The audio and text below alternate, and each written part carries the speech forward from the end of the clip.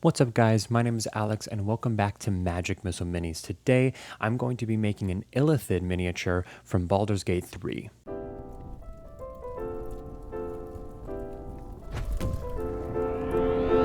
I start this mini by working on the armature. I take a long piece of wire and I fold it in half, and then I twist those two strands together to create the spine for the armature. Once I have the spine bended out to where I like it, I bend out some hips as well as some legs by adding little indentations into the wire. I then bend out some feet and then use my pliers to cut away at all the excess wire that I have. I then take one of these excess pieces of wires and I'm going to use that to make the arms. I bend a small loop into the middle of it that I then put over top of the spine we created.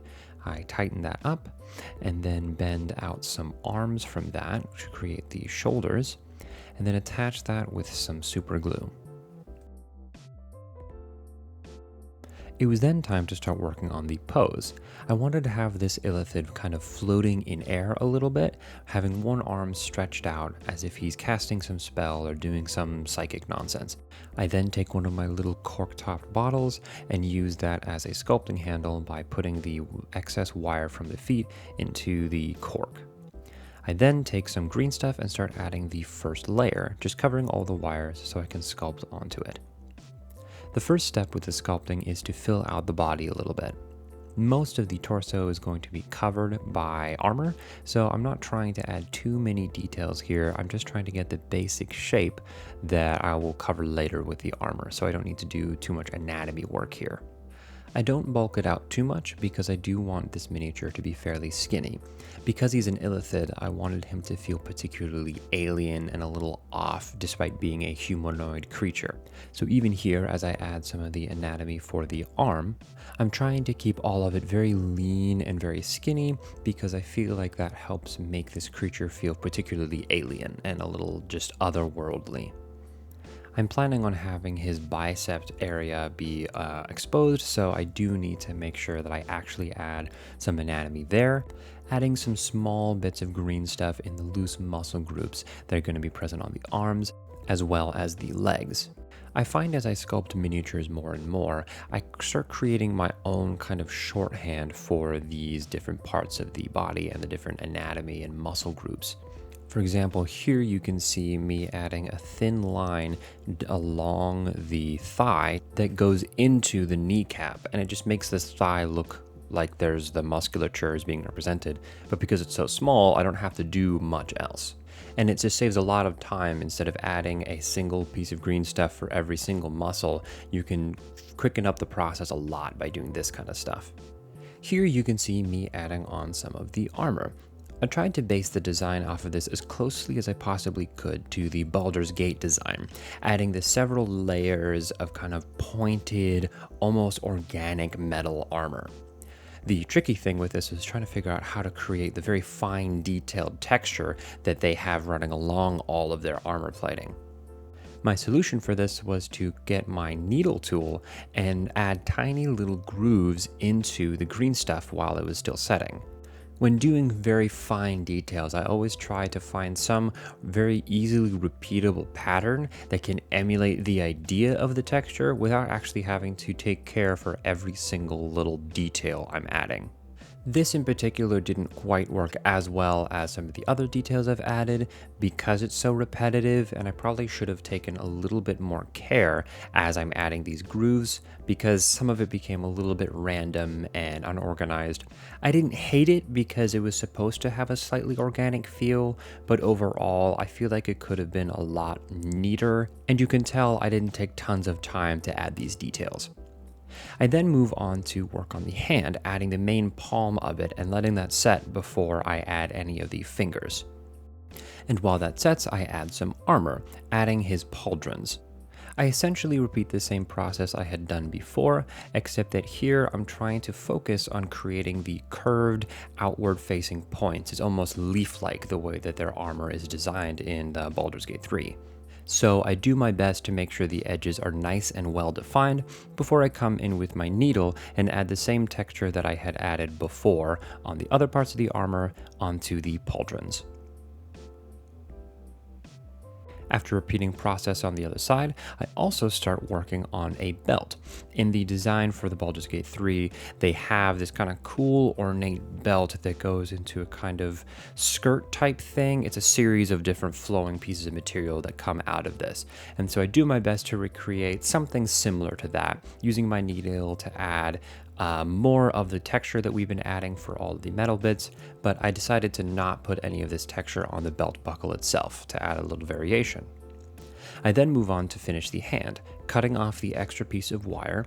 I then add some green stuff for the fingers.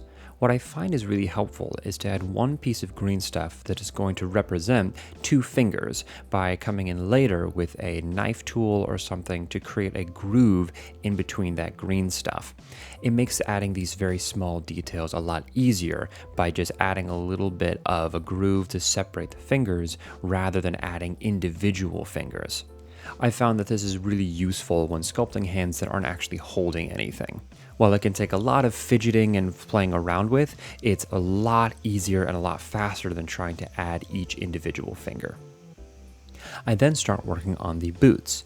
The way that I'm doing this is basically just mimicking what I've done for the rest of the armor, but just putting it around the feet and adding the same texture that we've been adding around all of the metal. That seems to be in line with what is done on the Baldur's Gate designs, as well as adding the kind of like split toe thing at the very bottom. I don't know if they only have like 2 toes or something like that, but it's almost very hoof-like the way that their shoes are designed. So once I finish the one leg, I go and repeat the process on the other leg. Once I finish the other leg, I start adding some green stuff onto the other arm to do the hand like I've done before. And while that main part of the hand sets, I add a little bracer onto the arm that we've finished. Again, repeating essentially the same process that I did for the legs and the boots and all of the other armor. The next step in the process was to finish up the breastplate. What I do is I add one large piece of green stuff and wrap it around the neckline, because in the Baldur's Gate design, it's this big triangular almost collar of metal that connects all the pieces of armor underneath it. This piece of armor took a while to make sure I got the triangular shape that I was looking for. I also add a little bit less of the texture because I didn't want the texture to be too overbearing on a miniature this scale, so I tried adding a little less to see if that would help. I add 2 extra little pieces of armor as well right on his hips. Again, trying to copy essentially what was in the design in Baldur's Gate 3. And a part of that was a series of strands of a material going down in a kind of skirt-like design. So I just take some green stuff that I stretched off of a larger piece and create these little triangular tendrils to create the first layer of this texture. And then I decided to add a little bevel around all of the armor. Again, I was worried the texture was going to come off looking a little weird, so I really quickly add a really thin piece of green stuff around all the pieces of armor. Once I had finished that, I add another piece of green stuff to act as the fingers for the other hand. For this one, I just added one big piece of green stuff in a kind of mitten shape, and then added all the grooves to separate the 4 different fingers. Again, it just is really helpful to not try to add each individual finger onto a hand if you can stand to just add one piece of green stuff and do that. I then start working on the head. I add a large piece of green stuff in the loose shape of a squid's head, kind of having the elongated top. And then I also add these 2 little dots of green stuff that are going to act as the eyes. Later on, I'm going to come in and add the brow and other details to make it not look like some weird puppet. While that's setting, I roll out some green stuff to create the tentacles for the face. I decided I would make 4 tentacles, trying to make 2 particularly curly and 2 longer ones that had less curls that would go in behind those 2. Here I add them to a little base to make sure I don't lose them on my cutting board, because I know for a fact if I didn't put them somewhere intentional, I would just totally forget where they are. I then take a bit of green stuff and add a little kind of corner into the top of it and place those right underneath the armor plating that we'd added on his hips. This is going to act as the larger pieces of the skirt, and I attach those really loosely in, as well as adding some onto the front.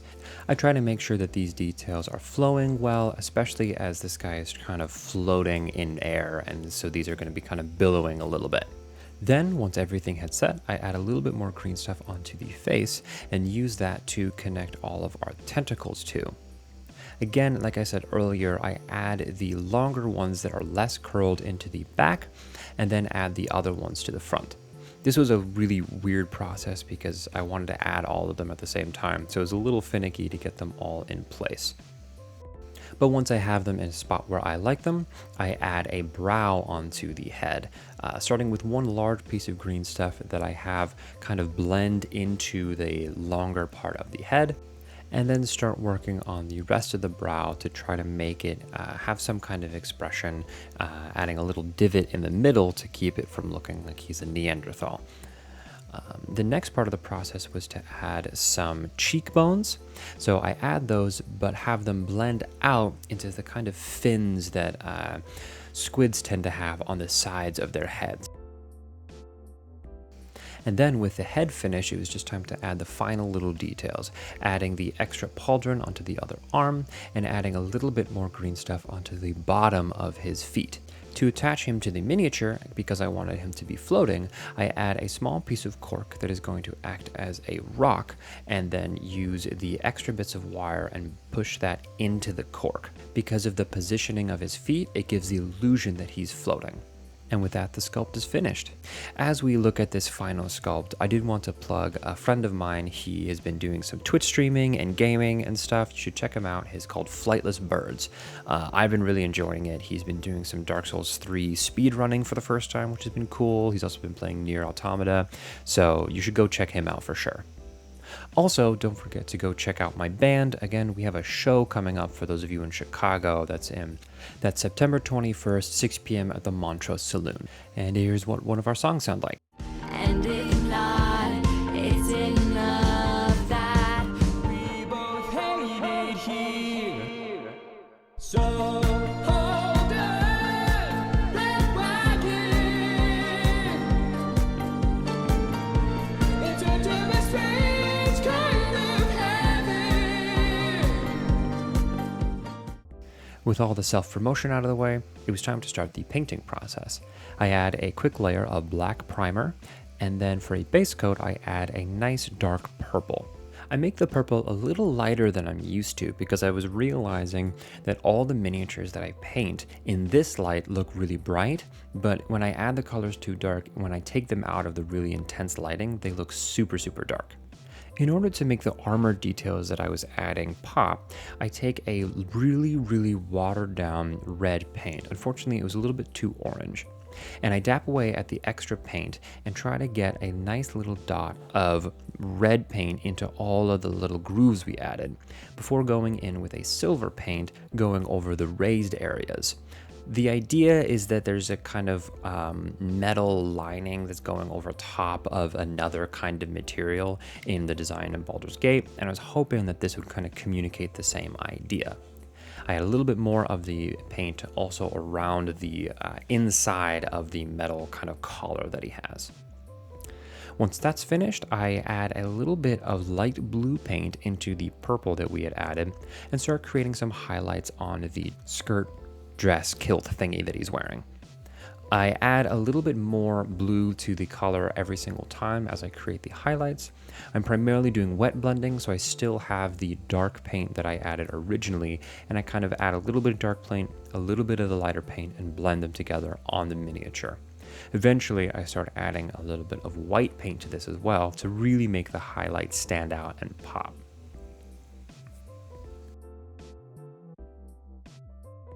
Once the highlights were where I wanted them, I also add a quick little edge highlight around all of the material to really make it pop and just, make the details really shine through.